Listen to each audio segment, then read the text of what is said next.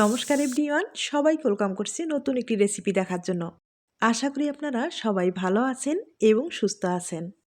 আজকে নিয়ে আসলাম ভাত দিয়ে একটা দুর্দান্ত স্বাদের পিঠা রেসিপি।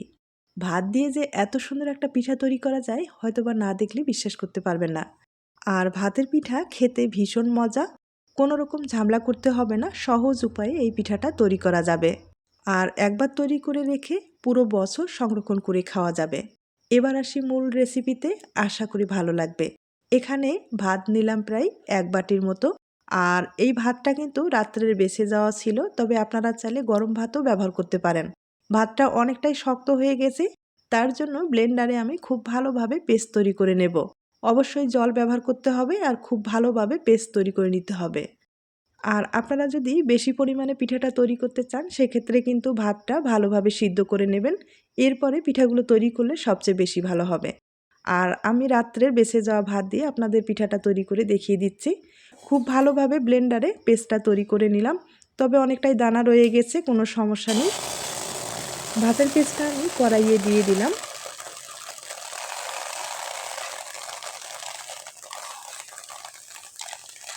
সবটুকু পেস্ট কড়াইয়ে দেওয়ার পরে এখানে পরিমাণ মতো জল ব্যবহার করতে হবে।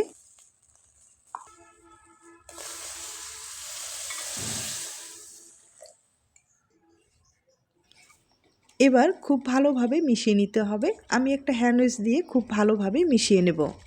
আমি আবারও বলছি, এই ভাতের পিঠাটা আপনারা কিন্তু একবারে একটু বেশি করে তৈরি করলে পুরো বছর সংরক্ষণ করে খেতে পারবেন। তাছাড়া খেতে এতটাই সুস্বাদু হয়, আপনারা যদি না খেয়ে থাকেন একবার হলো এই ভাতের পিঠাটা তৈরি করে দেখবেন। আপনারা কিন্তু নিজেরাই বুঝতে পারবেন এই ভাতের পিঠাটা খেতে কতটা ভালো হয়। খুব ভালোভাবে মিশানোর পরে এবার এখানে স্বাদ মতো লবণ দিয়ে দিব। এবার ভাতের পেস্টটাকে খুব ভালোভাবে বলক নিয়ে আসতে হবে। চুলার আঁচটা কম করে দিতে হবে, ভিতরে কিন্তু লেগে যাওয়ার সম্ভাবনা এখন বেশি থাকবে, তাই নাড়াচাড়া কোনো অবস্থায় বন্ধ করার দরকার নেই। আর ভাতের পেস্টটা নাড়াচাড়ার এক পর্যায়ে কিন্তু ঘন হয়ে আসবে। ঘন হওয়ার পরে এখানে আপনারা চালের গুঁড়ো অথবা একটু ময়দা ব্যবহার করতে পারেন। এখানে আমি চালের গুঁড়ো ১০০ গ্রাম ব্যবহার করলাম। তবে আবারও বলছি, চালের গুঁড়ো হাতের কাছে না থাকলে কোনো রকম সমস্যা নেই, ময়দা অথবা আটা ব্যবহার করতে পারেন। তাতে পিঠাগুলো খেতে কিন্তু খুব ভালো লাগবে। এখন আমি এভাবে নেড়েচেড়ে নেওয়ার পরে একটা ডো তৈরি করে নেব। আর সাধারণত যে ডোগুলো আমরা তৈরি করে থাকি একই প্রসেসে ডোটা তৈরি করতে হবে, তবে এই ডোটা শক্ত হবে না, নরম করে তৈরি করে নিতে হবে। আর ভাতের ডো কিন্তু নরমই হয়, শক্ত করা যায় না। আর শক্ত করে তৈরি করলে সেক্ষেত্রে কিন্তু আটা, ময়দা অথবা চালের গুঁড়োর পরিমাণটা বেশি ব্যবহার করতে হবে। আর ওগুলো যদি বেশি ব্যবহার করা যায় না, সেক্ষেত্রে পিঠাগুলো যখন আপনারা তেলে ভেজে নেবেন ফুলবে কম, খেতে অতটা ভালো লাগবে না। তবে ভাতের পরিমাণ যদি বেশি থাকে সেক্ষেত্রে পিঠাগুলো তেলে দেওয়ার সাথেই কিন্তু ফুলে ডবল হয়ে যাবে আর খেতেও খুব ভালো লাগবে। এখন ডোটাকে আমি খুব ভালোভাবে একটু মথে নিব। আবারও বলছি, ডোটা কিন্তু নরম রাখতে হবে, শক্ত করা যাবে না।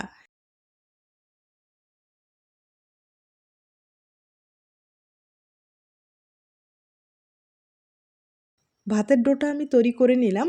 এবার সামান্য পরিমাণে ডো একটু আলাদা করে নিলাম। এগুলোতেই ফুড কালার ব্যবহার করব। তবে আপনাদের ক্ষেত্রে যদি ফুড কালারটা পছন্দ হয় দিয়ে দিবেন অথবা স্কিপ করতে পারেন। আমি এখানে 2টা ফুড কালার ব্যবহার করব।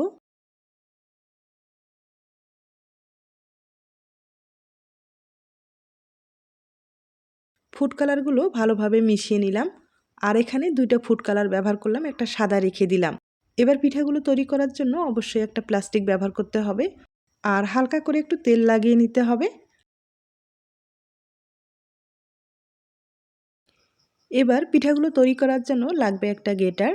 আমার মনে হয় এই গেটারটা সবার কাছেই আছে, তাই গেটারের যে চিকন ছিদ্রটা আছে সেটা দিয়ে আমি পিঠাগুলো তৈরি করে নেব। আর আপনারা চাইলে কিন্তু মোটা যে ছিদ্রটা আছে সেটাও ব্যবহার করতে পারেন। সবচেয়ে বেশি ভালো হবে চিকন যে ছিদ্রটা আছে সেটা ব্যবহার করার। আর আমি এভাবে আঙুলের চাপ দিয়ে কিন্তু পিঠাগুলো তৈরি করে নেব। একবারে সহজ, দেখতেই পারছেন। তার জন্য অবশ্যই আমি আবারও বলবো, ডোটা কিন্তু নরম রাখতে হবে। নরম রাখলে সহজেই এই পিঠাগুলো তৈরি করা যাবে। এখানে কোনো রকম ঝামেলা করতে হবে না।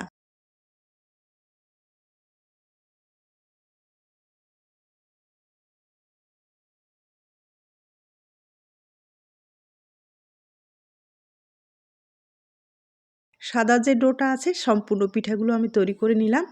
আর এখন যে ফুড কালারটা ব্যবহার করলাম সেগুলো কিন্তু তৈরি করে আপনাদের দেখিয়ে দিচ্ছি।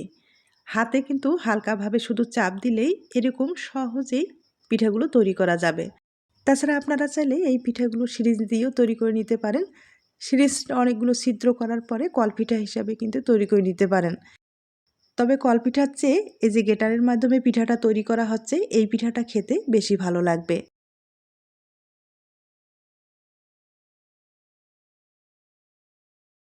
আমি আপনাদের পিঠাগুলো একটু কাছ থেকে দেখিয়ে দিচ্ছি।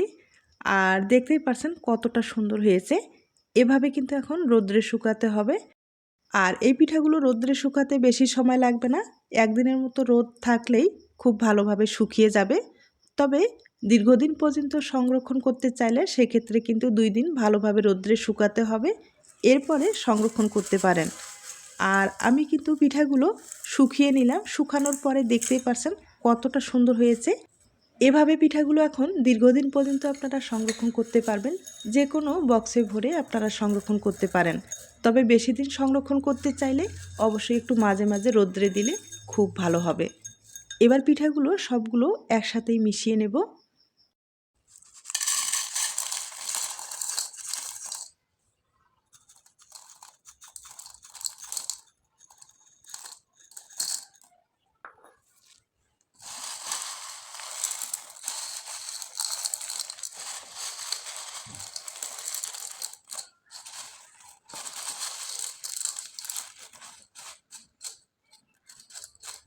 পিঠাগুলো আমি সবগুলো একসাথেই মিশিয়ে নিলাম।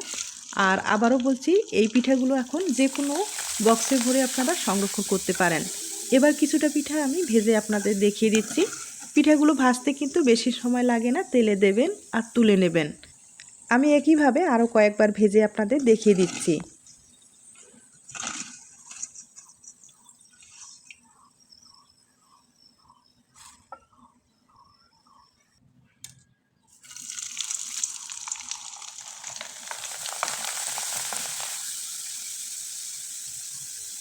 এই পিঠাগুলো ভেজে নেওয়ার পরে আপনারা কিন্তু এভাবেও সংরক্ষণ করতে পারবেন। খেতে খুব ভালো লাগবে, কোনো রকম নষ্ট হবে না।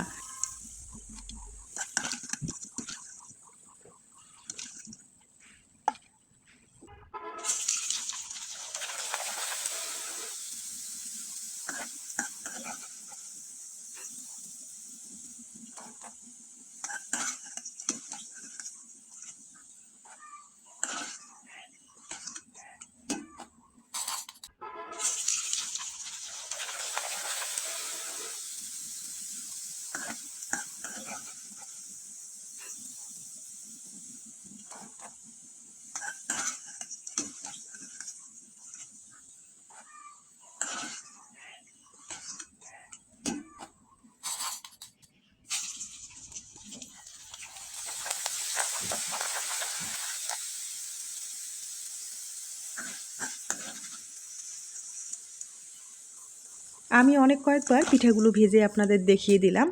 এভাবে এখন কিন্তু আপনারা সংরক্ষণ করতে পারেন। যখন খেতে ইচ্ছে করবে তখন শুধু মুড়ির মতো করে বের করে আপনারা খেতে পারেন। দেখতেই পাচ্ছেন ভাজানোর পরে পিঠাটা কতটা সুন্দর হয়েছে। একবারে লোভনীয় একটা পিঠা, ভাত দিয়েও যে এত সুন্দর একটা পিঠা তৈরি করা যায় আপনারা দেখে হয়তো বা বুঝতে পেরেছেন।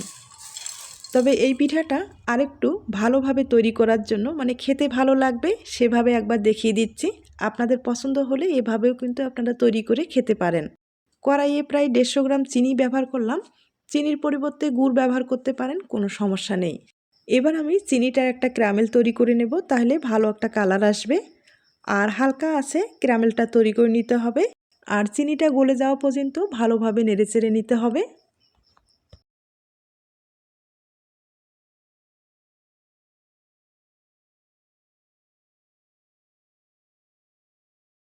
চিনিটা ভালোভাবে গলে গেছে আর খুব সুন্দর একটা কালার এসেছে, দেখতেই পারছেন। এবার আমি ভেজে রাখা পিঠাগুলো দিয়ে দিব।